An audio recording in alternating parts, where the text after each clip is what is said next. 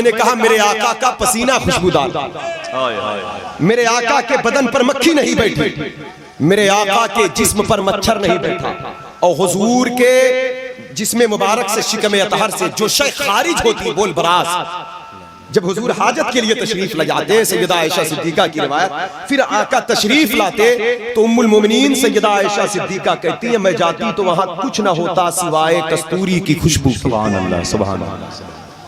تو کہتے ہیں میں نے ہر معجزے کا ذکر کر کے میں نے نیچے ایک ولی کی کرامت کا بیان کیا، اور پھر میں نے کہا کہ یہ جو کرامت ہے یہ حضور کے اس معجزے کا فیض ہے، یہ جو کرامت ہے حضور کے اس معجزے کا فیض ہے، یہ جو کرامت ہے حضور کے اس معجزے کا فیض ہے۔ اس کے بعد جب یہاں پہنچا پسینہ خوشبودار تھا، بدن پر مکھی نہیں بیٹھی، مچھر نہیں بیٹھا، بول براز خوشبودار، تو کہا مجھ پر سکوت طاری ہو گیا۔ میں نے دعویٰ کیا تھا امت کے اولیاء کو جو فردن فردن کرامتیں ملی ہے اصل یہ حضور کے معجزے کا فیض ہے۔ تو کہتے جب یہاں میں نے کوئی کرامت نہ دکھایا تو سائل نے مجھ سے سوال کر دیا آپ نے جو دعویٰ کیا بڑی محنت کیا لیکن ایک نقص ہے اس کی وجہ سے کتاب کامل نہیں ہے۔ کہا کیوں؟ کہا کہ آپ نے ایک بات لکھا ہے حضور کا پسینہ خوشبودار تھا، امت میں کون ایسا ولی ہے جس کا پسینہ خوشبودار؟ آپ نے کہا حضور کے پیرہن پر اترن پر مکھی مچھر نہیں بیٹھے، امت کا کون سا ولی ہے ایسا؟ آپ نے کہا حضور کے بول براز خوشبودار تھے، امت کے کون سا ولی ہے؟ کہتے ہیں میری آنکھ بھیگ گئی، میرا قلم رک گیا لکھتے لکھتے، اور میں غمزدہ تھا، حیران تھا، پریشان تھا اپنے آقا کی شان بیان کرنے کے لیے۔ اتنے میں اچانک میری آنکھ لگی تو ایک نوری چہرے والا نظر آیا، ایک چمکتی رنگت نظر آئی، ایک پاکیزہ بدن نظر آیا، ایک مہکتا وجود نظر آیا۔ اس نے کہا کیا سوچتا ہے؟ قلم اٹھا آگے لکھ، امت میں ایسا بھی ولی گزرا ہے جس کے بدن پر مکھی نہیں بیٹھی، جس کے بدن پر مچھر نہیں بیٹھا، جس کا جبہ دھل کر کے دوپہر کی دھوپ میں سوکھنے کے لیے ڈالا جائے تو اس جبے کا احترام مکھی اور مچھر کرتے تھے۔ امت میں ایسا بھی ولی گزرا ہے جو ممبر لگا کر تقریر کرے، بدن جب پسینے سے بھگ جائے تو پوری محفل خوشبودار ہو جائے۔ امت میں ایسا بھی ولی گزرا ہے کہ جس کی زندگی کے جب آخری ایام آئے تھے، چند مہینے چند برس رہ گئے تھے، تو اس کے شکم سے جو شے خارج ہوتی خوشبودار ہوتی۔ امت میں ایسا بھی شخص گزرا ہے۔ کہا کس کا نام لکھوں؟ وہ کون ہے؟ کہا لکھ فیضا هو الشیخ عبدالقادر جیلانی البغدادی الحسنی والحسینی۔ کہا حضور یہ آپ کہہ رہے ہیں؟ سبحان اللہ سبحان اللہ، واہ واہ واہ واہ واہ، سبحان اللہ سبحان اللہ سبحان اللہ، ماشاء اللہ سبحان اللہ۔ کہا حضور آپ کون ہے؟ کہا انا الشیخ عبدالقادر جیلانی۔ بریلی کے امام اس بات کو بیان کرتے ہوئے وجدانی کیفیت میں اپنی پوری توجہ کو بغداد کی وادیوں میں فنا کر کے کہتے ہیں مصطفیٰ کے تنے بے سایہ کا سایہ دیکھا۔ علامہ عبدالعلی فرنگی محلی، یہ لکھنؤ فرنگی محل کے بڑے عظیم بزرگ ہیں، سبحان اللہ، اعلیٰ حضرت نے ان کو بحر العلوم لکھا ہے۔ آپ جانتے ہیں یہ 15ویں صدی کے القاب نہیں ہیں، سن 2022 ہے۔ یہ اعلیٰ حضرت جب بحر العلوم کہیں تو وہ ہے۔ جی جی جی، اب یہ نہیں کہ بڑے بڑے اشتہاروں میں بڑے بڑے نام چھاپ دیے جائیں، اب ہو یا نہ ہو، یہ تو مبالغے کا دور ہے، جس کو جو چاہو کہو، کوئی دقت نہیں حضرات ہے۔ لیکن اعلیٰ حضرت کہتے ہیں بحر العلوم، تو اعلیٰ حضرت جب لکھیں بحر العلوم تو وہ ہے، مطلب علم کا سمندر، علم کا اتنا بڑا سمندر بحر العلوم۔ علامہ عبدالعلی فرنگی محلی حضور کی ایک حدیث پر تبصرہ کر رہے ہیں، کہتے ہیں سیدہ عائشہ صدیقہ روایت کرتی ہے آقا کریم علیہ السلام جب سو جاتے ہیں اٹھتے ہیں تو آقا وضو نہ فرماتے، نماز ادا فرماتے۔ میں نے کہا یا رسول اللہ آپ کی شریعت کہتی ہے، آپ کا فرمان کہتا ہے بندہ سو جائے تو وضو ٹوٹ جائے، لیکن آپ تازہ وضو نہیں فرماتے۔ کہا عائشہ وضو نیند نہیں توڑتی، وضو غفلت کی وجہ سے ٹوٹتا ہے، اور میری آنکھ تو بند ہوتی ہے، میں غافل نہیں ہوتا، میرا دل بیدار ہوتا ہے، دل سمجھ سے ورا مگر یوں کہوں گنچے راز وحدت پہ لاکھوں سلام۔ اگر حضور بے خبر ہو گئے تو زمانے کا نظام کیسے چلے گا؟ وہ جو نہ تھے تو کچھ نہ تھا، وہ جو نہ ہو تو کچھ نہ ہو، جان ہے وہ جہان کی، جان ہے تو جہان ہے۔ حضرات گرامی وقار اس حدیث کا تذکرہ کر کے کہتے نیند سے وضو نہیں ٹوٹتا، غفلت کی وجہ سے، بے ہوشی کی، آدمی ہوش کھو جائے اس سے وضو ٹوٹتا ہے۔ یہ کہہ کر آپ کہتے وہ تو نبی ہے، نبی شان بڑی ہے۔ حضور کے امت میں کچھ ولی بھی ایسے گزرے ہیں نیند سے جن کا وضو نہیں ٹوٹتا، کیونکہ وہ کبھی غافل ہوتے ہی نہیں، ان کا قلب اتنا روشن ہو چکا ہے کہ بیدار ہوتے ہیں۔ لوگوں نے کہا حضور یہ نئی بات آپ نے رکھا ہے لا کر، امت کا کون سا ایسا ولی ہے؟ قادری فقیر لکھنؤ کی زمین سے بول پڑا، میری نظر میں اور اولیاء ہیں لیکن تسلی کے لیے ایک نام لے لیتا ہوں کہ جو نیند میں بھی غافل نہیں بیدار ہوتا ہے۔ کہا وہ کون ہے؟ کہا وہ میرے آقا بڑے پیر غوث اعظم ہے، جو سو جاتے ہیں تو وہ اللہ اکبر، اللہ اکبر، اللہ اکبر، اللہ اکبر۔ اب اعلیٰ حضرت کا یہ مصطفیٰ کے تنے بے سایہ کا سایہ دیکھا، جس نے دیکھا میری جان جلوے زیبا تیرا، سبحان اللہ، سبحان اللہ۔ میری قسمت کی قسم کھائے سگانے بغداد، ہند میں بھی ہوں تو دیتا رہوں پہرا تیرا، قسمیں دے دے کے کھلاتا ہے پلاتا ہے تجھے، پیارا اللہ تیرا چاہنے والا، پیار جہاں پایا جیسے پایا۔ قادری فقیر و غوث پاک کی تعلیم کے اس بات پر زور دیا گیا ہے، سچ بولو، غیبت سے بچو، حسد بغض و اناد سے بچو، اپنے لقمے کو حلال مانو۔ سمجھ رہے ہیں؟ قادری فقیروں کے لیے یہ بات لازم ہے، رسمی قادری روایتی قادری نہیں، حقیقی بن جائے۔ یوں تو ان کا نام لو، وہ سخی اتنا ہے جیسے پکارو ویسے دے دیتے ہیں، لیکن خوش اسی سے ہوتے ہیں جو ان کی تعلیم پر عمل کرے، قرب اسی کو عطا کرتے ہیں۔ توجہ چاہتا ہوں، خود ان کی زندگی دیکھ لیں غوث پاک کی۔ سرکار غوث اعظم بڑے پیر دستگیر کی روایت دیکھیں، آپ کی شان، آپ کا کرم، آپ کا مقام تو یہ رہا 51 برس کی عمر میں بغداد شریف میں آپ کا منبر لگا، اور یہ جو 51 سال آپ کے گزرے ہیں یہ بڑے سخت مجاہدات کے تھے۔ 18 سال کی عمر میں اپنی امی کے دربار سے قدم چوم کر جدا ہو گئے۔ حضرات گرامی، راستے میں ڈاکوؤں نے حملہ کر دیا، لیکن غوث پاک کی صداقت پہ لاکھوں سلام، غوث پاک کی صداقت پہ لاکھوں سلام۔ آج ہم کچھ باتوں کو دیکھتے ہیں، کہتے ہیں کہ آج ہم کو ستایا جا رہا ہے، ہم کو یہ کیا جائے، یہ ساری چیزیں یقیناً جو ہے جو کیا جا رہا ہے، لیکن اس سے پہلے ہم بڑے پیر کی بزرگان دین کی تعلیمات پر عمل تو کریں۔ ہم لاکھ چلاتے رہے، ہم حق پر ہیں، ہم سچ پر ہیں، ہمارا دین سچا ہے، ہمارا مذہب سچا ہے، یہ چلانے سے کام نہیں چلے گا جب تک یہ دین ہمارے کردار میں، ہمارے وجود میں داخل نہ ہو۔ لوگ ہمارے لہجے سے متاثر ہونے والے نہیں ہیں، ہمارے کردار سے، ہماری پاکیزگی سے، ہمارے اخلاق سے متاثر ہونے والے۔ میں توجہ چاہتا ہوں، سرکار غوث اعظم فرماتے لوگوں، میرے ہاتھ پر سب سے پہلے جس گروہ نے توبہ کیا ہے وہ میری تقریر سن کر کے نہیں، وہ میری کرامت دیکھ کر کے نہیں، وہ میری سچائی صداقت دیکھ کر کے۔ اس وقت کے حالات یہ کہہ رہے تھے جھوٹ بولو جان بچاؤ، لیکن میرا ایمان یہ کہہ رہا تھا سچ بولو، جو لوگ لوٹنے آئے ہیں ان کو ایمان عطا کرو، جو لوٹنے آئے ہیں ان کو ہدایت کی راہ عطا کرو، جو لوٹ چکے ہیں مسافر ہیں ان کے مال واپس کراؤ۔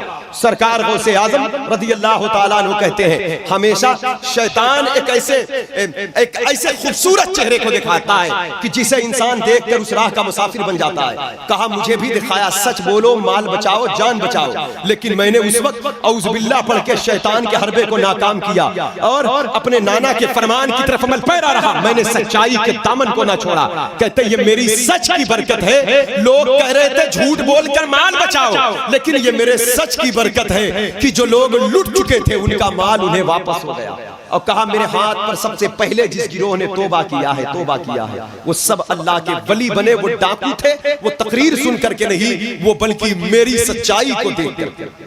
پیغام کیا ہے؟ قادری فقیروں ہمارے آپ کے لیے پیغام، تجارت ہو، سفر ہو، جلوت ہو، خلوت ہو، خرید و فروخت ہو، معاملات ہو یا جو بھی ہو، غوث پاک کے غلاموں پر لازم ہے کہ ہر معاملات میں سچ کا سہارا۔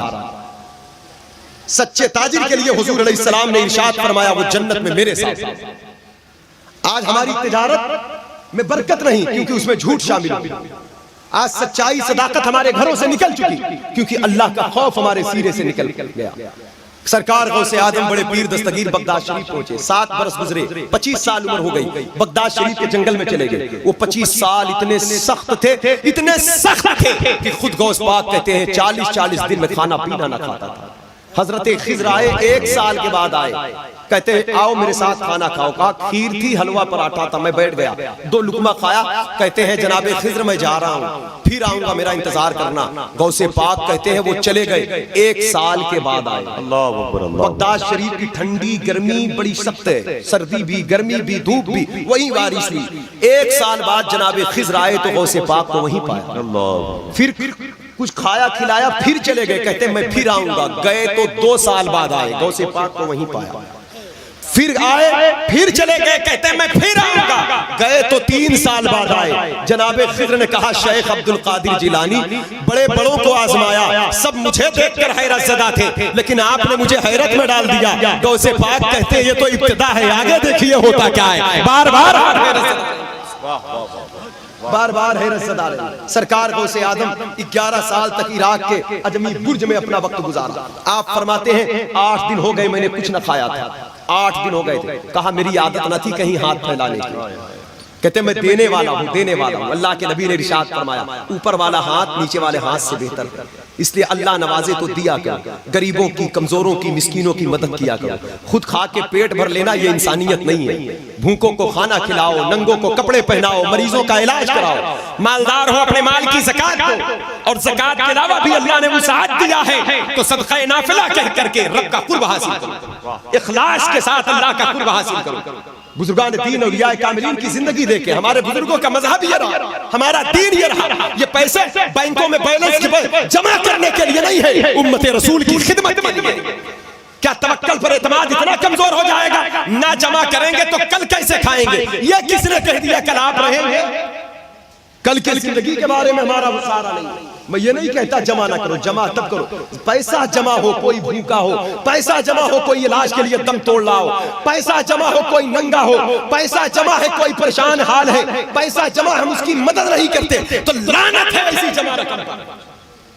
حضرات گرامی وقار، اس لیے میرے دوستو آؤ، اسلام سخاوت کا مذہب ہے، اسلام محبت کا مذہب ہے۔ سرکار بڑے پیر دستگیر کی زندگی دیکھیں، غوث پاک کہتے 8 دن کچھ نہ کھایا، اور کہتے بھوک کی حالت میں میں ایک مسجد میں آ کر بیٹھ گیا۔ کہا جیسے ہی مسجد میں آ کر میں بیٹھا تو میں نے دیکھا ایک مسافر آیا، دسترخوان لگایا، دسترخوان لگانے کے بعد اس نے حلوہ پراٹھا نکالا اور وہ کھانا چاہتا تھا، اس کی نگاہ میرے اوپر پڑی۔ جب اس نے میری طرف دیکھا تو اس نے کہا اے نوجوان آؤ میرے ساتھ تم بھی شامل ہو جاؤ۔ میں نے اس سے کہا بارک اللہ، میں نے اس سے کہا بارک اللہ۔ اس کے بعد اس نے پھر دوبارہ مجھے بلایا، میں نے کہا بارک اللہ، تیسری مرتبہ کہا تو کہا میں اس کا دل رکھنے کے لیے میں چلا گیا اور میں نے دعا کیا یا اللہ میں کسی دسترخوان پر روٹی توڑنے کا عادی نہیں ہوں، حلال کھلانا مجھے، حلال کھلانا مجھے۔ اللہ سے ہمیشہ یہ دعا کرتے رہنا چاہیے۔ مشکوک چیزوں کو غوث پاک ترک فرما دیتے اور فرمایا جو لوگ مشکوک چیزوں کو ترک کر دیں گے وہ حرام سے محفوظ ہو جائیں گے۔ جو مشکوک غذا کو ترک کر دیں وہ حرام سے محفوظ ہو جائے۔ مشکوک کا مطلب جن چیز میں شک ہو جائے یہ حلال ہے، وہ شک کی بنا پر وہ چیز ناجائز تو نہیں ہوتی، لیکن بڑے پیر اپنے فقیروں سے کہتے ہیں اگر ترک کر دو گے تو محفوظ ہو جائے۔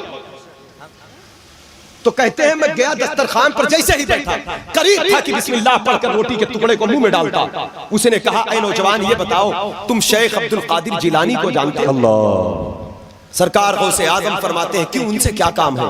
کہا بات دراصل یہ کہ میں ان کے شہر جیلان سے آیا ہوں، جب میں آنے لگا تھا تو ان کی والدہ نے مجھے کچھ پیسے دیے اور کہا میرا بیٹا کئی سال پہلے بغداد پڑھنے گیا ہے، میرا بیٹا بغداد گیا، میں نے کچھ رقم دیے تھے 40 اشرفی میں نے دیا تھا، اس کے بعد کوئی خبر نہیں آئی، پتہ نہیں کیا کھاتا ہے کیا پیتا ہے کیسے رہتا ہے، تم جا رہے ہو بغداد شہر میں شیخ عبد القادر جیلانی نام کا کوئی شخص ملے اور وہ میرا بیٹا ہو تو یہ رقم اسے دے دینا۔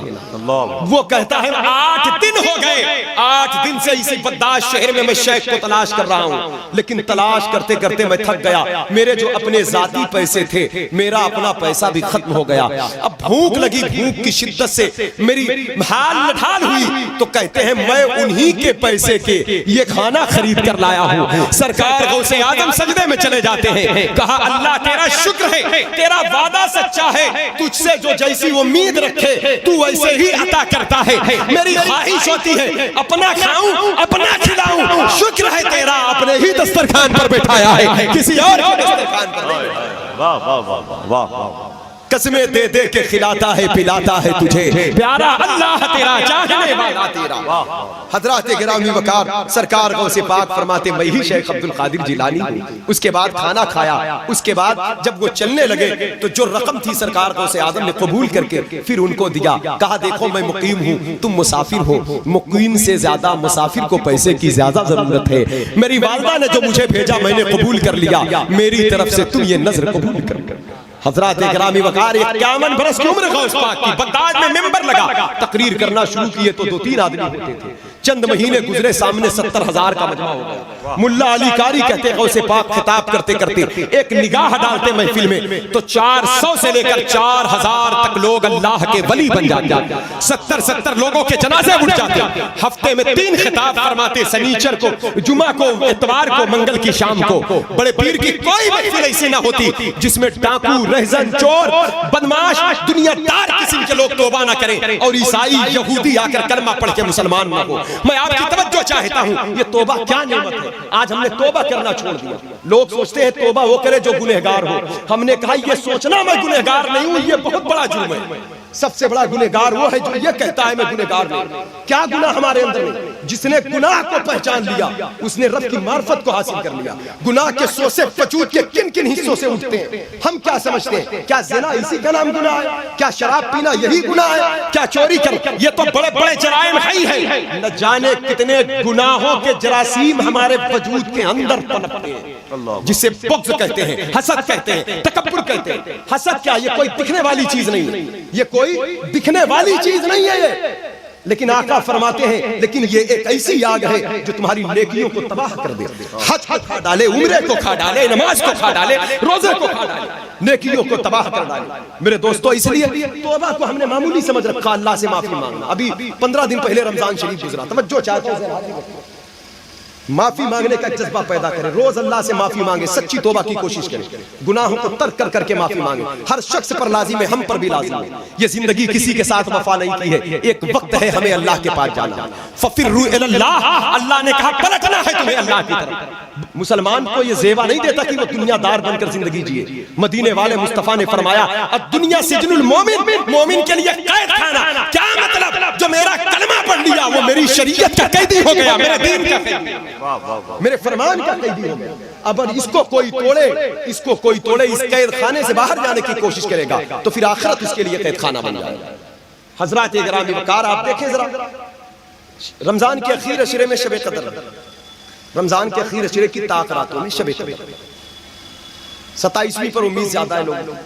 مطلب یہ نہیں کہ شب قدر اب 1 سال بعد آئے گی.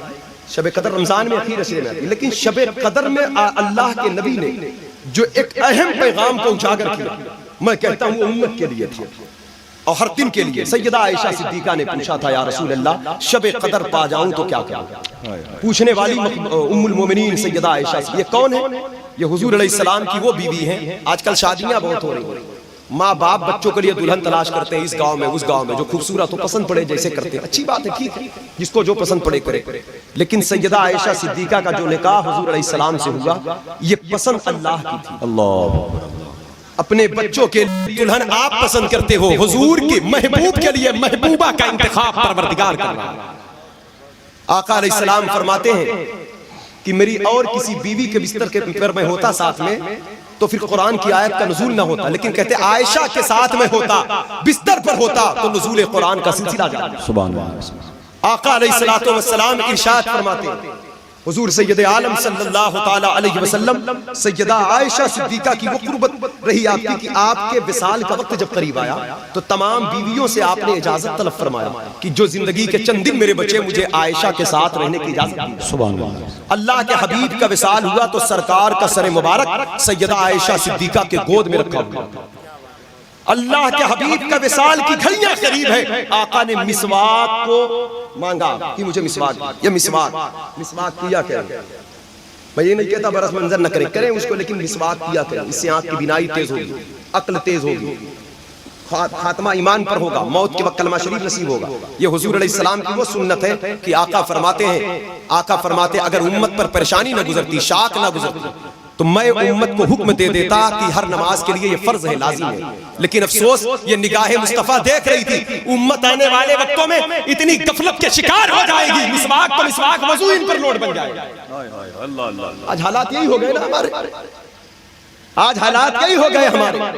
جب سے مذہبی چیزوں کو ہم نے اپنے اوپر لوڈ بن لیا, دنیا میں جینا ہمارے لیے دشوار ہوا. ہمیں عزت اسلام نے دیا تھا, اسلام کے طور طریقے نے دیا تھا, اسلام کے قانون نے دیا تھا.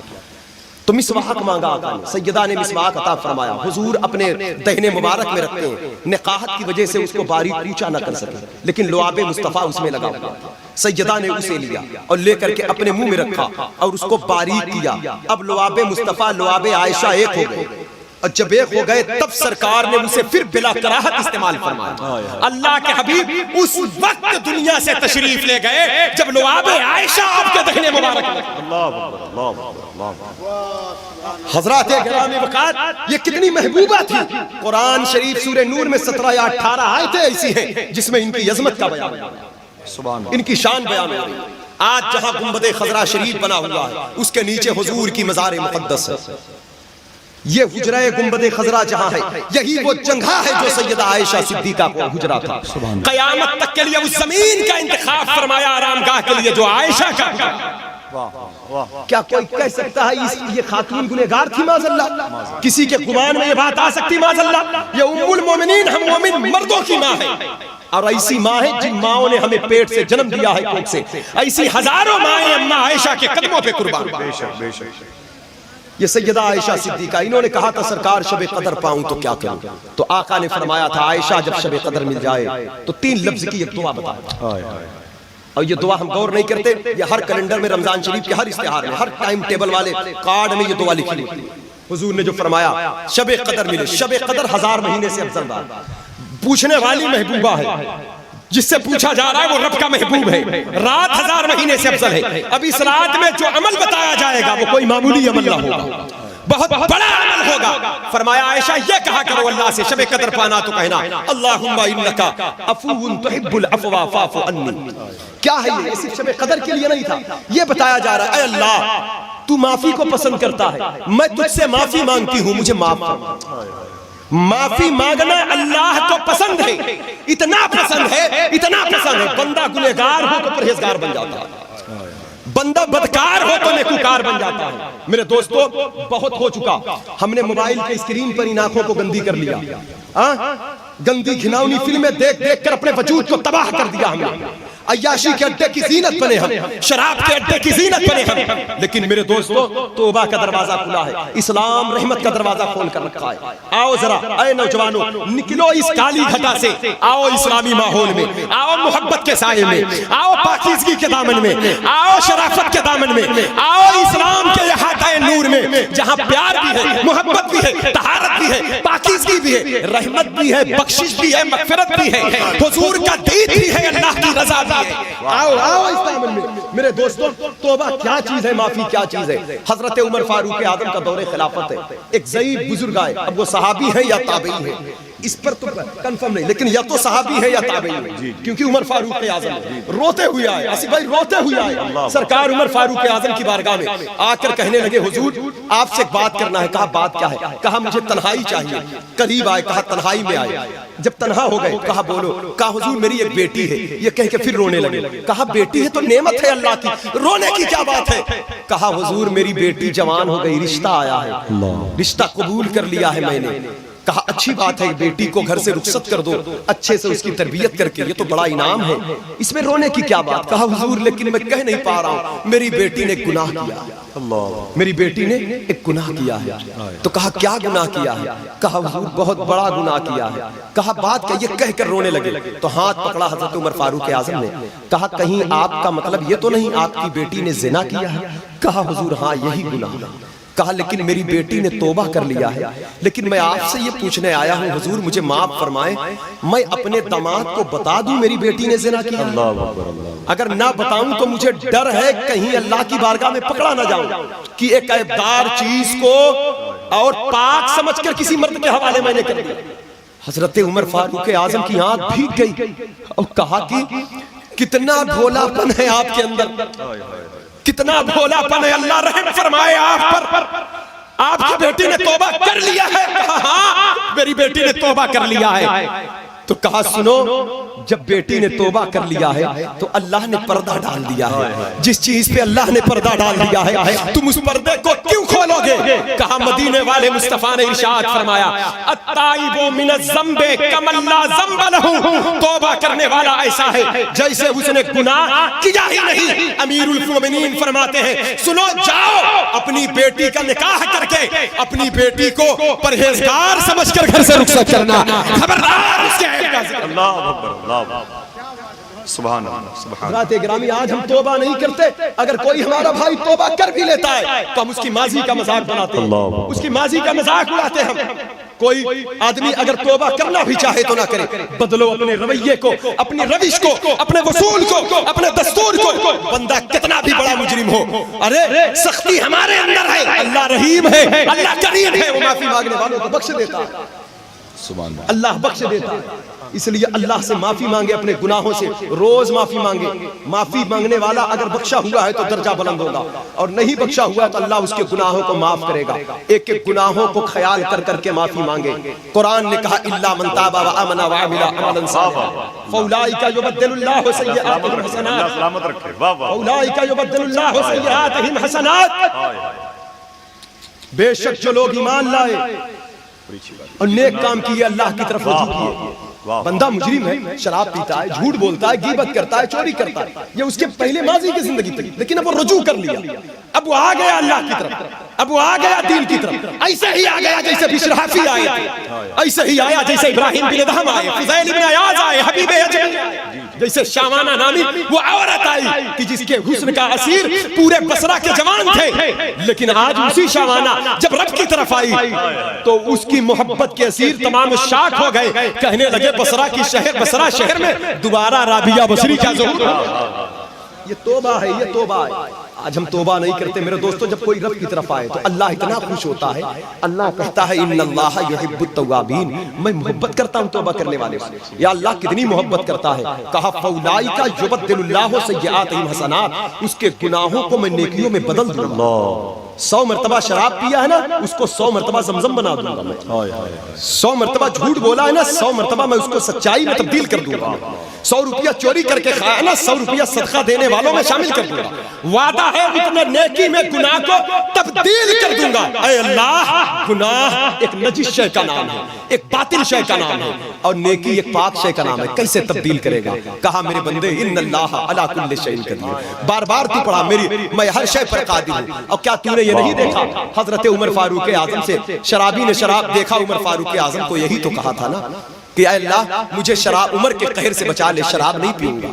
تو جب عمر فاروق اعظم قریب ہوئے تو وہ شراب نہ رہ گئی, وہ سرکہ بن چکی تھی. عمر فاروق اعظم نے کہا تیرے ہاتھ میں کیا ہے؟ اس نے کہا سرکہ ہے. دیکھا تو سرکہ ہی ہے. تو رب نے فرمایا میرے بندے کیا یہ واقعہ تجھے مطمئن ہونے کے لیے کافی نہیں ہے؟ میں نے اس بات کو مشاہدے میں رکھ دیا. شراب ایک ناپاک چیز ہے, سرکہ ایک پاک چیز ہے. توبہ کی برکت سے میں شراب کو سرکہ بنا سکتا ہوں. تو بھی توبہ کر, تو گنہگار ہے, توبہ کرے گا میں تجھے پرہیزگار بنا دوں گا. بدکار ہے, نیکوں کے لائن میں ان کے صف میں تجھے جگہ عطا فرما دوں گا. اس لیے میرے دوستو غوث پاک کی محفل سے برکت سے توبہ کی توفیق ملتی ہے. خوش نصیب ہے وہ لوگ جو اس محفل میں تشریف لائے, اپنے گناہوں کو چھوڑے. کیونکہ دیکھیں یہ چند دن کی زندگی کب تک جئیں گے, کب تک؟ یہ اس دنیا میں 60 70 80 سال سے زیادہ رہنے کوئی نہیں آیا. اور یہ جو جوانی ہے نا, 20 سال سے طاقت شروع ہوتی ہے, 40 45 کے بعد کمر جھکنے لگتی ہے. اتنے دن کے عیش و عشرت کے لیے اپنی آخرت برباد نہ کرے. جوانی کی عبادت اللہ کو پسند ہے. جب جوان توبہ کرتا ہے تو مشرق سے لے کر مغرب تک کے قبروں کے عذاب اٹھا لیے جاتے ہیں. بڑھاپے میں حضرات گرامی وقار, بڑھاپے میں سرکار جنید بغدادی سید الطائفہ کہتے ہیں کہ بڑھاپے میں تو انسان گناہ کرنے کے قابل ہی نہیں بچتا ہے. اب اس کے پاس پرہیزگاری کے علاوہ بچا کیا؟ اصل توبہ تو جوانی کی توبہ ہے, جب گناہ پر قدرت تھی, طاقت تھی, تب اللہ کے لیے جس نے گناہ ترک کیا تو ایسے بندے سے اللہ راضی ہو جاتا ہے. ایسے لوگوں کو بڑے مقام ملتے ہیں. یہ زندگی بڑی قیمتی ہے, ایک ایک سانسیں قیمتی ہیں, ایک ایک لمحہ قیمتی ہے. اس سے اپنے آپ کو مذہبی انسان بناؤ, گناہوں کو ترک کرو, لوگوں پر رحم کرو, توبہ کرو, نماز کی پابندی کرو, قرآن پڑھو, درود پڑھنے کو لازم پکڑو. میں یہ نہیں کہتا 24 گھنٹہ بیٹھ کر اللہ اللہ کرتے رہو, تہجد گزار شب بیدار بن جاؤ. کم سے کم بڑے بڑے جرائم کو چھوڑ دو. آج موبائل کی اسکرین پر آنکھیں تباہ ہو گئی, حالانکہ انہی آنکھوں سے قبر کی رسول پاک صلی اللہ علیہ وسلم کا دیدار ہونے والا ہے. ان آنکھوں کو پاک کریں. ایک بزرگ کا واقعہ بس بتا کے میں رخصت ہو رہا ہوں. آج برات میں دیکھو, ولیمہ میں دیکھو, شادیوں میں دیکھو, آج کیا ہو رہا ہے. ہماری مائیں بہنیں بھی اپنے سر کی چادر, جو اسلام نے انہیں عزت دیا تھا, جو اسلام نے ان کو ایک عزت دیا, باپ کے دل کی ٹھنڈک بنایا تھا, شوہر کو گناہوں سے بچنے کے لیے اللہ رب العزت نے ایک بہت بڑی نعمت انہیں بنایا تھا. لیکن آج وہ بھی لوگوں کے حوث کے شکار ہو کر بازاروں میں براتوں میں ہو کر رہ گئے, کیونکہ ان کو اپنی فکر نہیں رہی. کیونکہ ظاہر سی بات ہے, جب ہم اسلامی روش کو توڑیں گے تو پھر ہماری عزت تک محفوظ نہیں ہو پاتی.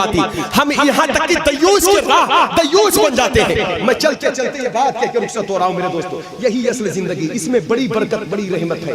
ایک بزرگ سے کسی نے پوچھا تھا کہ حضور میں اللہ کا قرب چاہتا ہوں. جوانوں نوجوانوں محبت سے سن لو, یہ آنکھ ہے آنکھ, اس کی حفاظت کریں, اس کو پاک کریں, اس کو پاک کریں. یہ بہکتی ہے تو دل بہک جاتا ہے, اس کو پاک کریں. اس سے علماء کا چہرہ, ماں باپ کا چہرہ دیکھیں. والدین انتقال کر گئے تو جمعہ کے دن قبرستان آیا کریں. حضور علیہ السلام نے ارشاد فرمایا, جس کے ماں باپ انتقال کر گئے ہیں, جمعہ یا شب جمعہ میں قبر کی زیارت کیا, دونوں میں سے ایک کی, تو اس اولاد کی مغفرت کر دی جاتی ہے. سبحان اللہ. قبر کی زیارت سے مغفرت, حضور علیہ السلام کے قبر کی زیارت سے مغفرت ہوتی ہے. من زار قبری وجبت لہ شفاعتی. لیکن جو قبر انور کا فیض ہے, جمعہ کے دن اولاد کے لیے اس کے والدین کی قبر سے وہ فیض جاری ہوتا ہے. اس لیے میرے دوستو آپ بیدار بنے. وہ بزرگ سے پوچھا, کسی نے پوچھا بزرگ سے, حضور اللہ کا قرب چاہتا ہوں. تو کہا اللہ کا قرب چاہتے ہو تو اللہ کا قرب بازار میں. کہا حضرت میں نے سمجھا آپ مسجد بتائیں گے, آپ بازار بتاتے ہیں. تو کہا مسجد تو ہی ہے بیٹا, لیکن مسجد کا نور بھی رنگ بھی اسی پر چڑھتا ہے جس کی بازار پاک. کہا جب بازار جایا کرو تو نگاہوں کو پاک رکھا کرو. سبحان اللہ, سبحان اللہ. اس نیت سے پاک رکھو کہ اللہ دیکھ رہا ہے. میں کسی کو بعد میں دیکھوں گا, کسی کو بدنگاہی بعد میں کروں گا, اللہ مجھے پہلے دیکھ رہا ہے. کہا جس دن یہ خیال جم جائے تو یہ وہ خیال ہے کہ حدیث شریف میں آیا, جس نے اپنی نظر کو پاک رکھا اس کو عبادت میں لذت دی جاتی ہے. سبحان اللہ. اس کو قیام میں, رکوع میں, سجدوں میں لذت ڈالی جاتی ہے اس کی. تو اس نے کہا حضور بس میں سمجھ گیا. کہا مطلب کیا سمجھا؟ کہا سمجھ گیا. 2 رکعت فجر کی نماز لوگوں پر لوڈ بن گئی. وہ لوگ تھے جو 40 سال عشاء کے وضو سے فجر پڑھ گئے. وجہ کیا تھی؟ وہ لذتوں میں ڈوبے تھے, ہم غفلتوں میں ڈوبے. ہم کو لذت نہیں ملی تو امام کی قرت بوجھ بن گئی, کیونکہ ہم لذت سے محروم اس لیے ہماری نظر ہوس کے شکار, ہماری نگاہیں تباہ ہو گئی. وہ بزرگ اپنے دور کی بات کر رہے ہیں, لیکن آج ہم بات کریں گے اس منبر سے تو صرف بازار کی نہیں, بارات میں رہو تو نگاہ پاک رہے, نکاح کی محفل میں رہو تو نگاہ پاک رہے, ولیمہ کے کھانے میں رہو تو نگاہ پاک رہے, سفر و حجر میں رہو تو نگاہ پاک رہے. جب نگاہ پاک ہوگی تو اس کی برکت سے دل پاک کرے اللہ دل پاک کرے. اس لیے میرے دوستو, اے جوانو, موبائل کے اسکرین پر تنہائیوں پر آپ کیا سمجھتے ہو؟ کوئی گواہ نہیں آپ کا, کوئی دیکھ نہیں رہا ہے, پاک کرے اپنے آپ کو. یہ موبائل ہے تو ضرورت کی چیز, میں بھی استعمال کرتا ہوں, میرے پاس بھی ہے, لیکن آپ صحیح سے استعمال کرو تو صحیح چیزیں ہیں اس میں. ضرورت کے لیے استعمال کرو تو بہت اچھی چیزیں ہیں, لیکن زیادہ تر ہمارے نوجوان, کچھ لوگ ایک صاحب اس دن کہنے لگے آج کے نوجوان جو ہے کہ مطلب کہ 20 سے 25 30 40% تک نوجوان موبائل کے اسکرین پر اپنے وجود کو تباہ کر چکے ہیں. اور پھر کہنے لگے 35 سے 40% تک مسلمان نوجوان بچے یہ شراب کے عادی ہو گئے. میرے دوستو, اور کہو شراب ہے تو کہتے شراب نہیں بیئر ہے. یہ کیا تماشا ہے؟ شراب شربت کہنے سے شربت نہیں ہو جائے گی, سود کو نفع کہنے سے وہ سود نفع نہیں ہو جائے گی. میرے دوستو, یہ حرام کاری, اس کی تباہی اتنا دیکھ لیں.